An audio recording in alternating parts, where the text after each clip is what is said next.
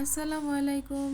সবাই কেমন আছেন? সবাইকে স্বাগত জানাচ্ছি তাহমিনাস কিচেন জয় পেজে। আজকে আপনাদের সাথে যে ভিডিওটি শেয়ার করছি এটা কিন্তু এখন থেকে শুরু হয়ে যাবে। বলেন তো কি?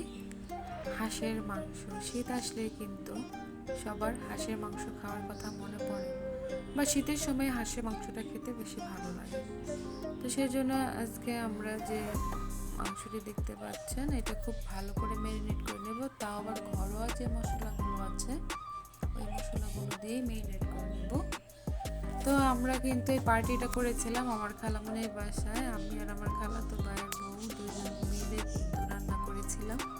তো ভাবি আমাকে বলতেছিল যে আপনার ভাইকে বলছিলাম যে চলো 300 ফিট যাই, হাঁসের মাংস আর চাপটি পিঠা খেয়ে আসি। পরে বললাম যে আচ্ছা ঠিক আছে, তোমার আজকে 300 ফিটের ফিলিংস আজকে তোমাকে আমি বাসায় দিব, বাসায় পাবে খাবারের মধ্যে। তো যেই কথা সেই কাজ, মাংসটাকে খুব ভালোভাবে ম্যারিনেট করে রান্না করে নিয়েছিলাম, বড় বড় রসুনও দিয়েছিলাম। দেওয়ার পর এই মাংসটা কিন্তু আমি সরিষার তেল দিয়ে রান্না করেছিলাম। আচ্ছা, সরিষার তেল দিয়ে রান্না করলে খাবারের টেস্টটা কিন্তু খুব ভালো আসে, কালারটাও সুন্দর হয়, দেখতেও ভালো লাগে। তো আমি এখানে একটা পাতিলে সরিষার তেল গরম করে এখানে কিছুটা মশলা দিয়ে দিচ্ছিলাম, যেহেতু এখানে ম্যারিনেট করার মধ্যে দেওয়া ছিল। যে দেখেন কত সুন্দর করে দিয়ে দিচ্ছি। এটা কিন্তু এইভাবে রান্না করলে মাংসটাও কিন্তু অনেক নরম হয়।